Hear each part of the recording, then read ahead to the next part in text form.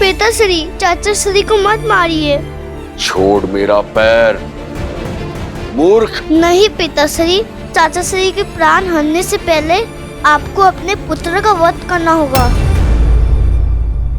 हनुमान, बाली सुग्रीव को मार देंगे।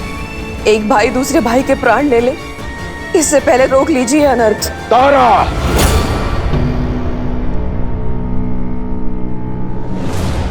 बाली, मैं अवसर दे रहा हूं ताकि तुम्हें सोचने का अवसर मिल सके। जब तुम्हारा क्रोध शांत हो जाए तो प्रतिशोध और परिणाम दोनों के बारे में सोचना। अपने अभिमान की अग्नि में वानर जाति का उज्जवल भविष्य बनने के अवसर की आहुति मत देना।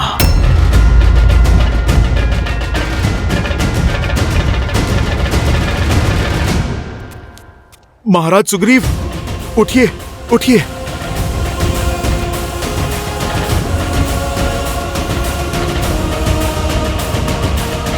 जाने दे रहा हूं तुम दोनों को, क्योंकि मैं अपने अंगद के सामने तुम्हारे प्राण नहीं हरना चाहता, परंतु प्राण दान नहीं दिया है मैंने। चाहे जहां भी छुप जाओ, तुम्हारा राम भी बाली के प्रकोप से नहीं बचा पाएगा तुम्हें।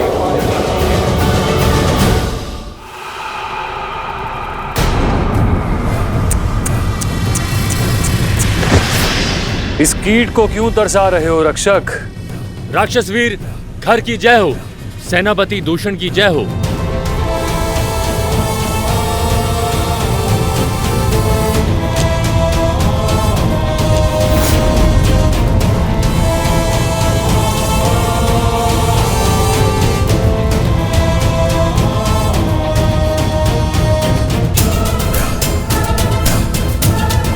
महाराज, ये उतरडी महल में घुसने का प्रयास कर रहा था, मैंने धर दबोचा। क्यों ऋषि, जीवन से मन ऊब गया है जो स्वयं मृत्यु के गर्भ में चले आए?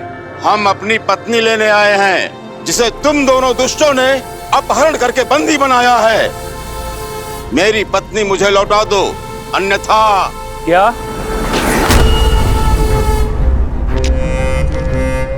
फिर से कहना। आनंद आ गया, पहली बार किसी से चेतावनी मिली है, कानों में अमृत सा घुल गया। हे ऋषि, एक बार फिर से चेतावनी देना। वैसे तुम किस स्त्री की बात कर रहे हो? दूषण, तुम्हें कुछ पता है? कैसे पता होगा खर, हमने तो अनगिनत स्त्रियों का अपहरण किया है। इतनी स्त्रियों को भोगा है कि अब तो गिनती भी स्मरण नहीं। एक क्षण, पिछले सप्ताह एक ऋषि पत्नी को लाया गया था, अद्वितीय सुंदरी। कदाचित ये ऋषि उसी का पति है।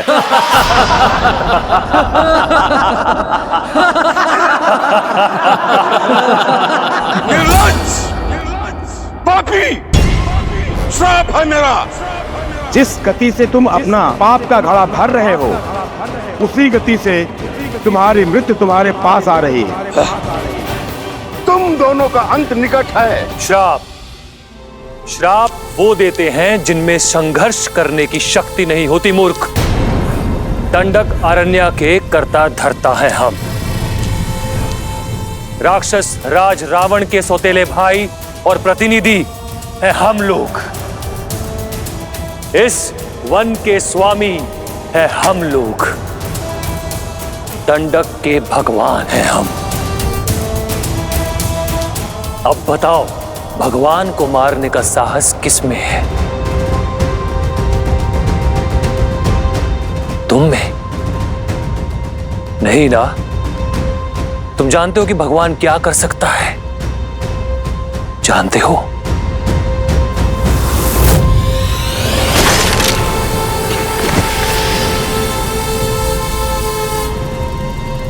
चेतावनी देता तो जीवित रहता। इसे हर दिन बुलाकर इसकी चेतावनी सुनते, आनंद आता, मनोरंजन होता। श्राप देकर सारा आनंद भंग कर दिया। ये शव हटाओ।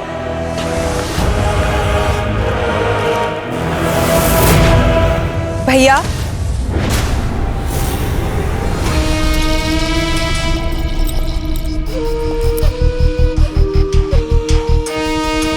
शूर्पणखा,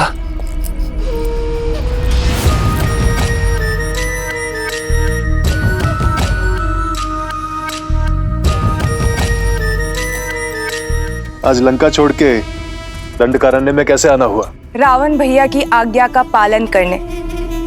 उन्होंने आप दोनों के साथ रहने की आज्ञा दी है और अपना मन चाहा वर ढूंढने की अनुमति देकर भेजा है। भैया, आप दोनों मेरी सहायता करेंगे ना? निसंदेह लंकेश की आज्ञा का पालन अवश्य होगा, क्योंकि हमारी नीति के अनुसार इस वन में पग धरने वाली प्रत्येक स्त्री हमारी संपत्ति होती है और सभी पुरुष मेरे खिलौने। है अधर्म और संहार ही राक्षस राज है। महाराज खर, महाराज खर, महाराज राक्षस राज संकट में है। क्या हुआ? महाराज खर, विराट मारा गया। विराट, महाकाय महाबली, जिसे किसी भी शस्त्र से मारा नहीं जा सकता, वो कैसे मारा गया? किसने किया यह दुस्साहस? देवता, नाग, गंधर्व या त्रिदेव? बोलो, किसने मारा विराट को? एक साधारण वनवासी मानव और उसके भाई ने महाराज। असंभव। किसी भी मानव में इतना बल नहीं कि वो विराट का अंत कर सके। असंभव को संभव होते हुए देखा है मैंने, इसलिए दौड़कर आपको सूचना देने चला आया। स्वयं उनके युद्ध कौशल का साक्षी हूं महाराज। वनवासियों के भेष में वो कोई क्षत्रिय है।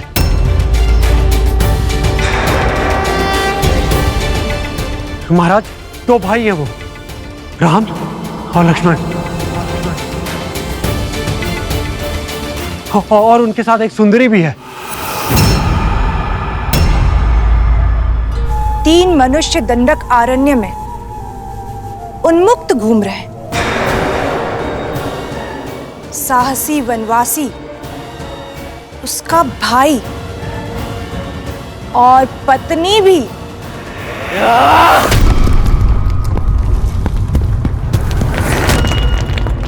चीर दूंगा उन्हें।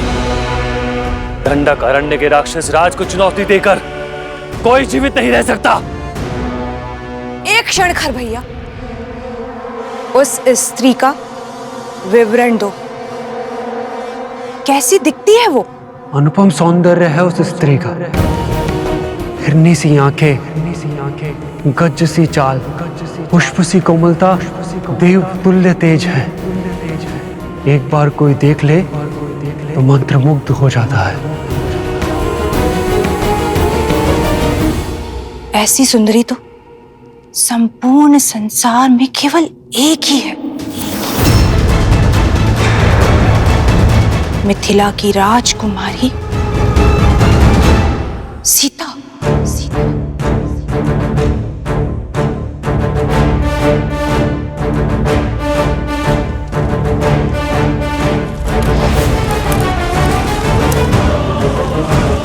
भैया सावधान।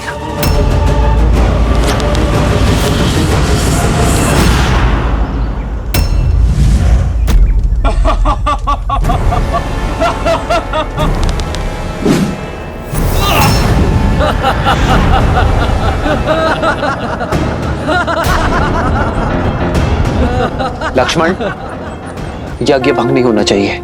जी भैया।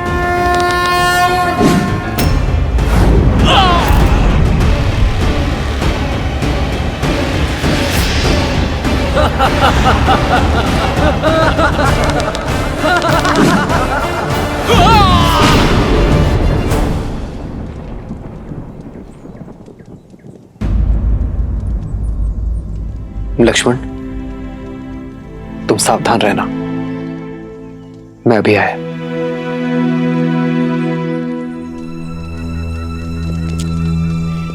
क्या हुआ सीते? कुछ नहीं आ रहा। एक पति और पत्नी के बीच रहस्य कब से रहने लगे? ऐसी कोई बात नहीं है यार। तो चिंता का कारण बताओ सीता। एक पति और पत्नी के बीच ना ही दुख छुपे रहने चाहिए, ना ही सुख, और ना ही कोई चिंता। मुझे ये सब देखकर उचित नहीं लग रहा आर्य।